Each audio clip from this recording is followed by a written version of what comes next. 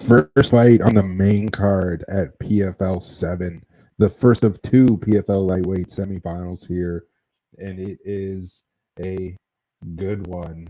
Loik Radzhabov takes on Alexander Martinez in a rematch. Radzhabov is a slight favorite here, 14-3-1 record. Tajikistan, but fighting out of Stanford MMA in South Florida. He's taking on the 8-1 Alexander Martinez, who's from Paraguay but resides in Grand Prairie, Canada. Radzhabov is 30 years old. Martinez is 27. This is a highly anticipated matchup here.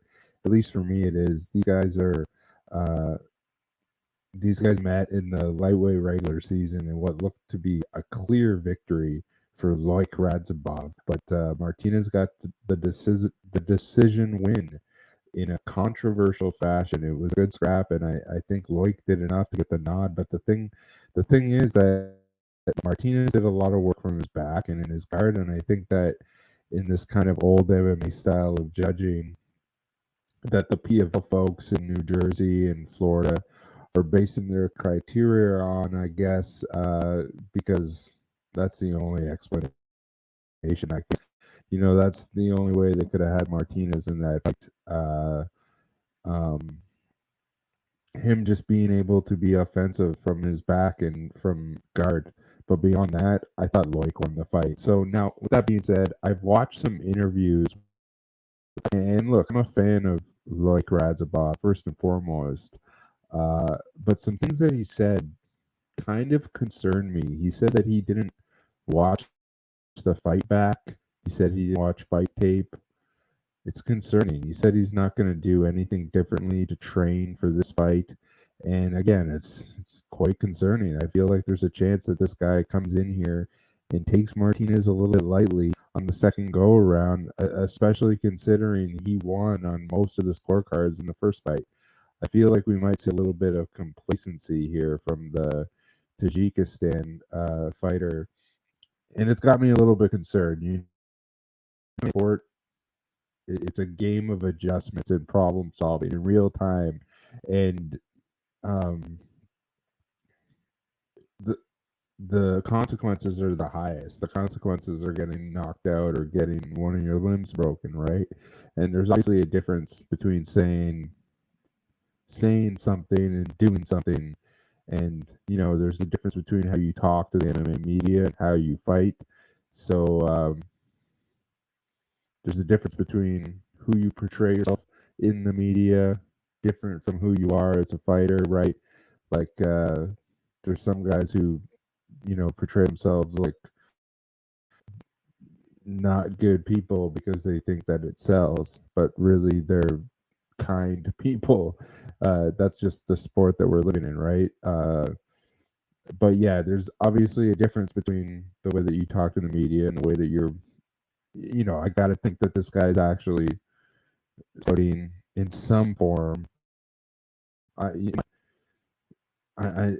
I mean, man, if you're not watching, if you're not constantly making adjustments, if you're not drilling these kinds of things into your game plan, what went wrong, what you could improve on, I feel like it's a game of inches in MMA these days. And whatever you can do to get the upper edge on an opponent and to gain a significant edge, as far as, as far as your degree of difficulty goes, it's a little bit easier when you're fighting somebody that you've already fought before. So Bob, um, if he's not taking advantage of those little things that you can, especially in a rematch, right? If he's not taking advantage of those little things that he can to just see what worked the first time, what didn't work, how he can improve. Because it's not like he's watching somebody else fight. It's him. He's studying himself against the opponent he's about to fight. So, yeah, if he's not doing those things to get a leg up as far as strategy and tactics and training goes, I got to give the edge to Alex Martinez here, straight up. And look, I know Radzhabov was dealing with some injuries and it affected him going to that first fight, but still, those comments they really threw me off It really threw me for a whirl, which is one of the reasons why I don't like watching fighter media before a fight that I'm about to bet on. But the numbers don't lie here either. Radzhabov 3-1 since his 2019 PFL debut, and you've made more money fading him on the money line than backing him so far in the stretch, with his opponent turning more profit straight up on the money line than he has.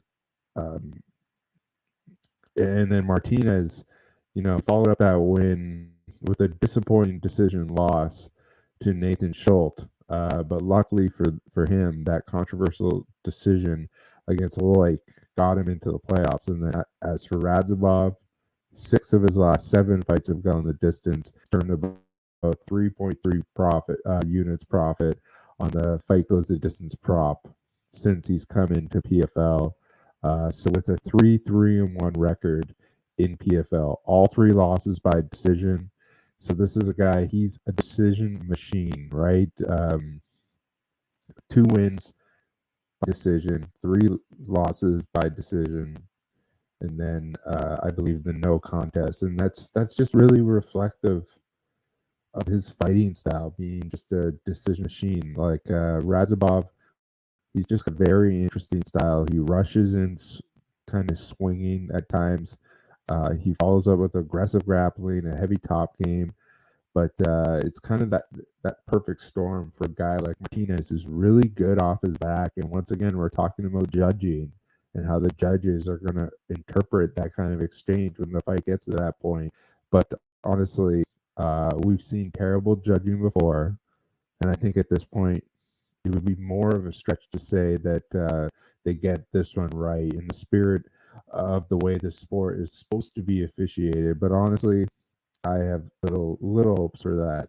And with that in mind, along with all those intangibles involving Loik's attitude and the rematch advantage that he's not taking advantage of, I like Alexander Martinez here, especially as, good plus money underdog at like plus 155. And again, don't get me wrong, I think Loik is the better fighter. I like Loik.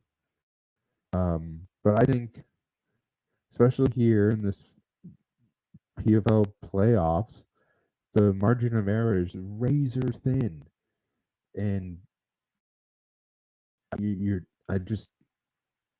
perplexed by what I've heard in those interviews. So these guys have kind of just like built up a rivalry. So this fight's probably going to be even closer than the last one was, honestly. So I just got to go with the plus money side here.